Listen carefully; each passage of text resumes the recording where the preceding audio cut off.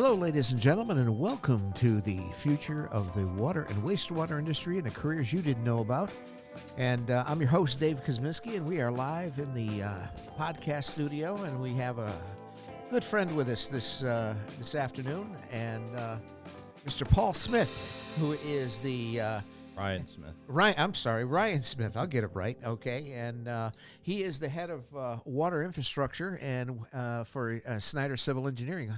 Hi, Ryan. How you doing? I'm doing well. How about yourself? Thanks for coming down. I appreciate it. So, the whole impetus of the podcast is to, again, bring students and people aware of some of the careers that are under this big umbrella of water and wastewater. So tell us a little bit about your day job. So I am a water infrastructure manager for Snyder Civil Engineering. I basically manage multiple water infrastructure projects, typically water main replacement projects. And we work for all four of the large water utilities in the state of Connecticut. Okay. Aquarian, Connecticut Water, Regional Water, and the MDC. Okay. Myself and two others are currently working as engineering liaisons in the MDC office in Hartford. In Hartford. Headquarters office, yep. 505 Main Street. Yep. And so we work on the third floor with the engineering department. Yep. As engineering liaison, and, we are tasked with things that they don't always have staffing for. Okay. They kind of use us as an additional staffing, and help them with their water infrastructure projects. Nice. And, they're going through a lot of infrastructure projects, both on the water and wastewater side up there. Correct. So now, do you get them involved on the wastewater side too, or no? We typically stick to the on the clean water and the clean water and so forth. So, how did you get involved in the water industry? I mean, going through school and so forth. When you were starting to forge your career path, how did that come about? It wasn't on purpose, I guess. I went to UConn. Okay. The School of Engineering. I got my undergraduate degree in civil engineering. Okay. And I met Don and Zach at a career fair at UConn. Okay. And the rest is history from there. Like I said, I wasn't particularly looking for something in the water industry. Okay. And it just kind of worked out. Nice. Well, both Don and Zach have been on the podcast and so forth, but to go from there. So, when you went through engineering, as far as that goes, and did you have any primary focus on civil construction or mechanical, or any leanings on that as far as that? So I did focus on structural. Okay. And I haven't really used it since. Okay. Basically since I started working for Snyder Civil. Yeah. I've been the structural aspect of it hasn't really played a part. Okay. You're primarily on the water infrastructure. Yep. Yeah, and I recently got my professional engineering license, and I did that in construction management. In construction management. Nice. Yep. Nice. In the civil engineering, construction management, they have multiple different categories. Areas of focus. Great. Now, I think as well, like the careers and so forth, and that people are involved in the industry. Again, we're all getting to the age of, at least I am, of moving on and retiring and so forth, and so as the career pool as far as employees, employers, gets smaller and smaller. We have to start kind of refilling that pipeline.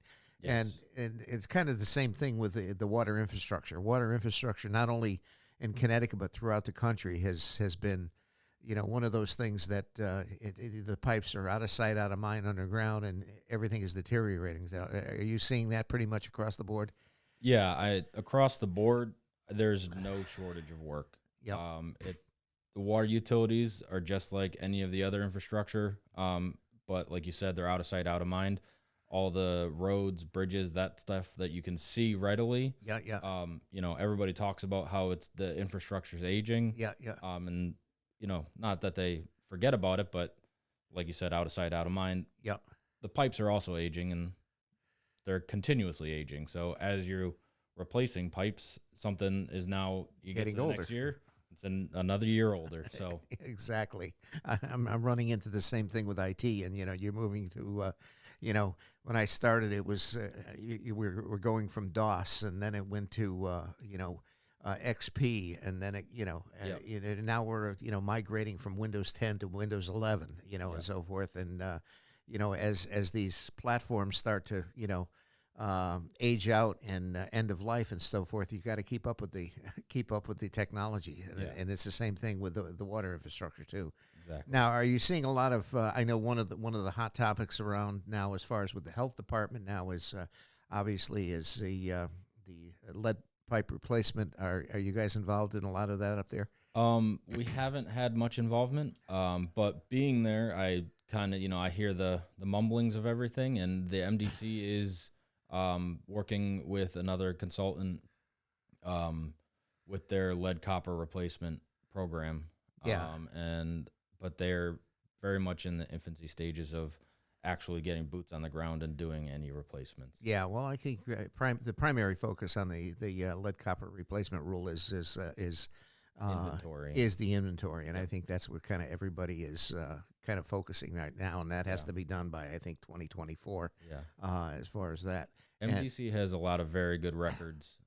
Yes, and their record keeping system is very accessible, and that's something that I deal with day to day is the records and water service connections, and for the most part their records are very good. So ultimately it would just be inventorying, taking all that and kind of getting it into one. Sure. Spot. Now, do you get involved much on the treatment side as far as in relation to pump stations and filtration plants and all that? Yeah, not recently. Towards the beginning of my career, I did do a lot of inspection, and the winter months, the water companies would really hit the pump stations and small treatment facility projects, and so I had some involvement at that point. But since then, it's been mainly water main, and then since especially Zach, who you've had on, the director of engineering, his group primarily focuses on the pump stations and treatment facilities, and we kind of a couple years ago made that distinction between the water infrastructure side and the engineering side. Sure. And since then, my focus has mainly just been on water infrastructure and the distribution portion of it. Yeah, and I think you guys also expanded onto the construction side of things too. Correct. Yeah, and that's something that they work very well hand in hand with the engineering department, and we're able to now take projects where we would do a design and then have to bid it out to another construction consultant. We're giving the water companies an opportunity to do their design builds and have it all in house. Yeah.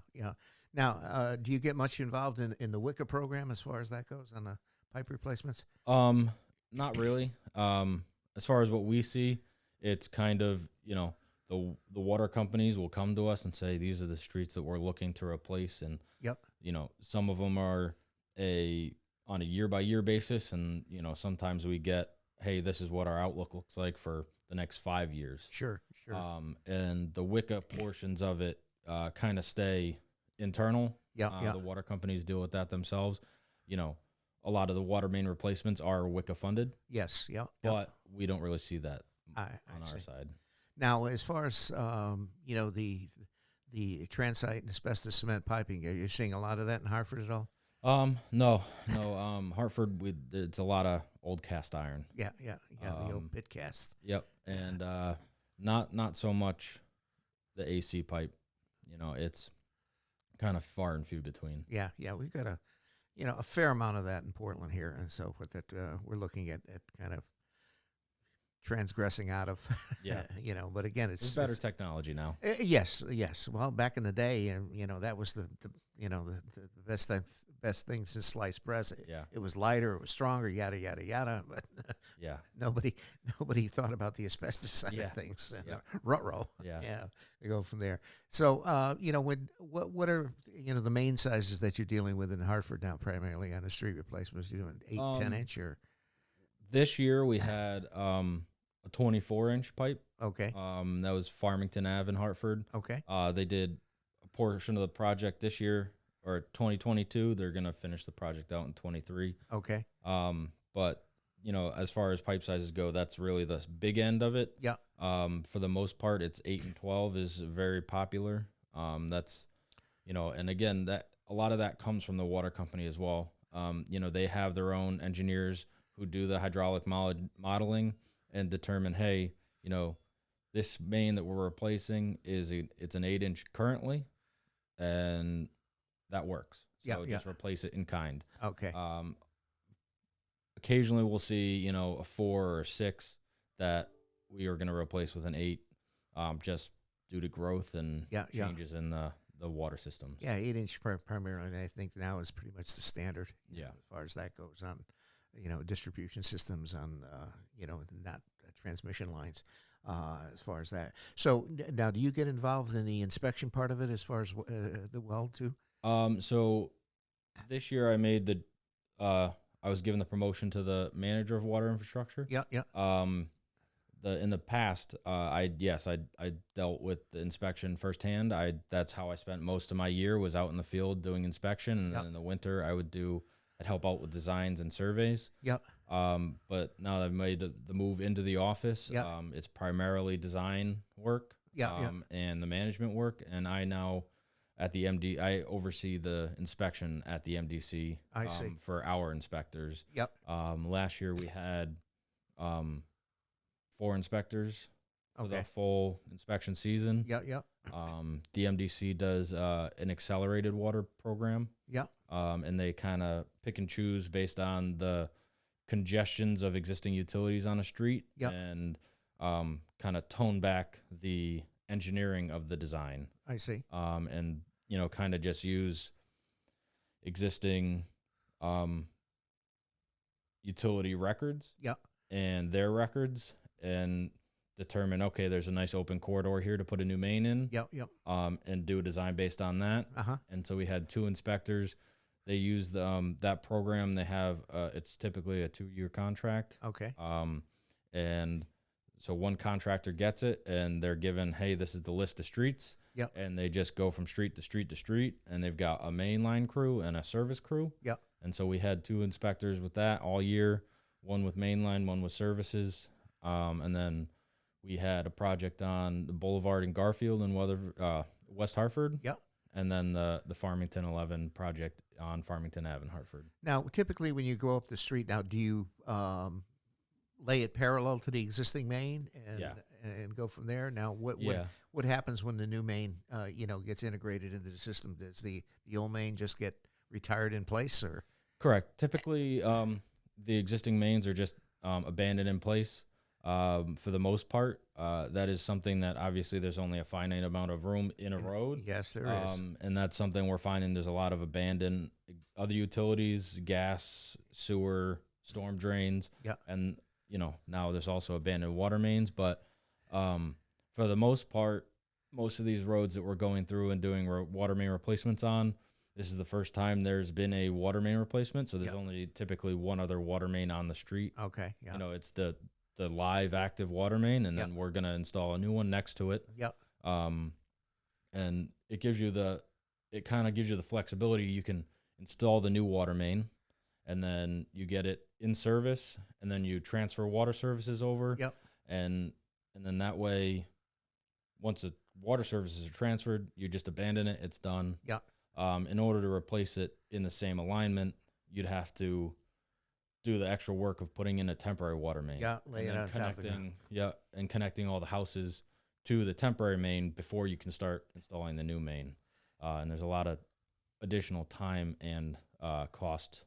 Now, typically on the old water mains, do you normally cut and cap them on the ends as far as that goes? So? Yeah. So different water utilities handle that differently. Yep. The MDC has a very good utility services an operations department. Yep. And so they handle all of that after the water main has been complete. And typically, as far as the water main installation, is that usually subcontracted out to a contractor, or do they do a lot of that on their own? Yeah, so that's each project is bid out, and the construction contractor installs the water main and also performs the service tie-overs. Okay. But the MDC performs the water taps themselves with the right corporations. Right. Yeah, for sure. So that's great. You know, you get to a situation where you're again replacing water infrastructure. You know, you get to a point where as the infrastructure ages and so forth, you get into typically, I know the MDC has a very good record program as far as into document leaks and what areas are prone or should be replaced. Yeah. You know, depending on the leak history and all of that kind of stuff. So that's something that again a lot of utilities don't do. You know? So we get a leak, you know, but they document a lot of that. Yeah, and then we're actually one of my projects that I've been doing that's not necessarily design related is we've been tasked with kind of updating their record drawing process for new water mains and sewers. And the MDC decided they wanted to use GPSs in the field for data collection. So our inspectors in the field aren't just taking hand measurements with a tape measure. Okay. They have a Trimble R2. And we're using the Trimble R2 with an Esri program called Field Maps. Okay. And the MDC has a very good GIS department as well. Yes, they do. So they took their existing water map and basically made a copy of it. Overlaid that. And we take GPS shots and they go directly into that copy. And then we're able to our office is able to take those points out and create a record drawing based on those points. Right. And Trimble R2 is accurate down to, I believe, 10 millimeters. Horizontally. So you get a lot more accurate data. Sure. And it's streamlining the whole process. Well, you know, back in the day, we used to take measurements. Okay, it's 25 feet out from the building, 4 feet left of the right side. You know, you're, and a lot of times that's, you know, when you're lining up something, somebody lines it up a little bit differently than, you know, somebody else. So exactly. A lot of times you've got, there's, you know, a lot of room for error there. With a GPS, it's usually, you know, you're much more accurate. So we're still taking those range measurements and swing time measurements. And then they're just kind of being used now as backup to the R2 GPS data. Sure.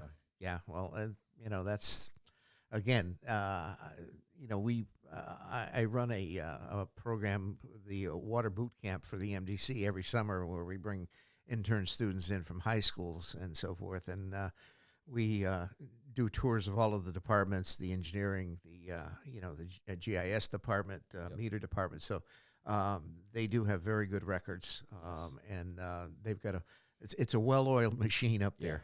Now, so primarily your primary focus is MDC? Correct. Okay. Now, what about, you know, Connecticut Water? Or do you have people down there as well? Yeah. So I think the MDC is kind of one of the first utilities here where we actually have people in their office. Okay. Acting as engineering, you know, liaison, you know, basically engineering support staff. Yep.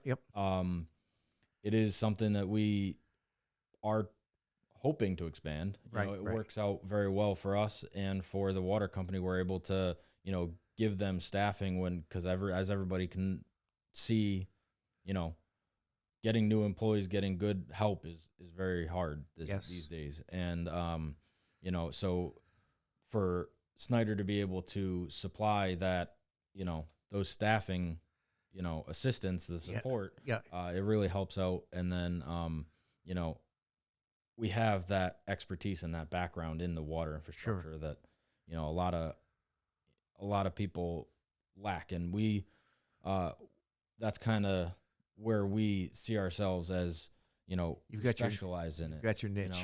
You know? And one thing that we like to do is when we get new employees, we bring them in and we typically train them and put them out in the field as inspectors. You know, and then that way they they see firsthand how things go together, how the nuts and bolts thread together, exactly, how the pipe goes together, and it gives them a much better understanding of how a water system, really works. For sure. And that's the thing. Going back, and again, what I try to do is focus, and we distribute this podcast to all of the school guidance departments. So, I mean, if you were going to give, high school students or college students that are, trying to forge their career, what advice would you give them as far as? Don't be afraid to work. We run into a lot of people who don't really seem like they want to work. They don't want to be out in the field. They don't want to, there's nothing wrong with, even though you're an engineer and you went to school for engineering, one of the things that people really say is, engineers don't have any common sense. Yeah. That's one of the critiques you hear a lot. Oh, yeah. And, that's by having our staff out in the field and, teaching them and, really starting their career out in the field like that, you get a lot of firsthand knowledge and a lot of that common sense that people typically say engineers lack. Well, you get to a situation where a lot of engineers are, you're forging a plan, you're putting a plan down on paper. And a lot of times what they put down on paper, if you bring it out in the field, it don't work. Exactly. So I think, getting out there in the field and experiencing the installations and so forth, and some of the problems that when you get into, especially when you're dealing in old streets where you've got, gas mains, you've got utility, you've got water sewer, you've got, storm drainage and so forth. It's not like you have a blank slate of paper that you can, lay water main on and say, okay, we're good to go. Yep. And that's one of the things that I liked about about what I saw with Snyder when I started was, you have that opportunity to not be stuck in an office all the time. Yeah. A lot of times, you get into engineering and then you realize, hey, I'm just going to be sitting behind a desk for the rest of my life. Yeah. Snyder really gives a lot of opportunity there to new engineers and also to engineering students. We do a lot of interns throughout the summer. Yeah. And, you're not stuck behind a desk all year. Yeah. You're out in the field for 8 of the 12 months, maybe more. And you're outside in the fresh air and, getting some good practical projects. Applications and real life experiences. That's so important for sure. For sure. So anyway, on a personal side, what do you like to do for fun? I kind of dabble in a lot our Okay. Like what? This year I picked up golf. Okay. Steve Melanson. Oh boy. Who's he's our director of operations. Yes. He's an avid golfer. Yes, he is. And 2022, Snyder had our inaugural golf tournament. Yep. And it kind of gave me the push to get into golf. Yeah. I like to ski. Yeah. These months. Nice. Okay. Winter months, I typically spend skiing. Yeah. I usually try to make at least one trip out to, Montana or Colorado to get some, big mountain skiing done. Some of the big hills. Well, we haven't had much opportunity this year around here for sure. No. That's for sure. Yeah, and it hasn't really even been conducive to even making snow. No, look at today. It's almost 50 degrees. Exactly. My God, it goes down one night. They make snow, and it's gone in 2 days. I went skiing this past weekend. There's a lot of brown snow. Oh, okay. For sure. Yeah. For sure. No, Steve is, you're right. Steve is an avid golfer. Steve and I go back a long time. We're members of the Connecticut section and been involved, in the offices. I'm a past chair, and he's been involved with a lot of committees and so forth. Yes. So, and again, yes, he is an avid golfer. He's a great resource, and he's a great mentor for all of us at Snyder. He's lived it. And like you said, he's been in all the committees. He's been part of everything, and he's great. Yeah, no worries. So that's great. So so do you live in town? Where do you? I live one town east in East Hampton. East Hampton, okay. I moved there 7 years ago. Yeah. Prior to that, I lived up by the airport in Granby. Okay, all right, up in that northwest corner, so to speak. So anyway, all right.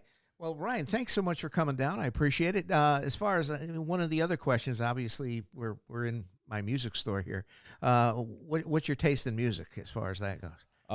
Any favorite bands? I don't have any favorites. I listen to. I know it's a very stereotypical answer, but I listen to almost everything. Okay. You know, I depends on my mood. Okay. So. All right. So now the other question is, if you got stuck on a desert island, what could you eat every day as a desert island food? Oh. I don't know. I'm not very picky when it comes to food either. Nice. All right. Well, you know, either am I. You know, I could take. You know, give me a great burger or whatever. You know, and so forth. Yeah. You know, that's no worries. So great, fantastic. All right, Ryan. Thank you so much for coming down. And Thanks, again, Mr. Ryan Smith he is the head of water infrastructure manager at Snyder Civil Engineering. And again, that's the status of our water industry. So. That concludes this episode, ladies and gentlemen, of the future of the water and wastewater industry and the careers you didn't know about. And I'm your host, Dave Kosminski, and Ryan Smith was in the house. So thanks, Ryan, and say hello to Donnie when you get back to the office. I appreciate it. Thank you, Dave. All righty.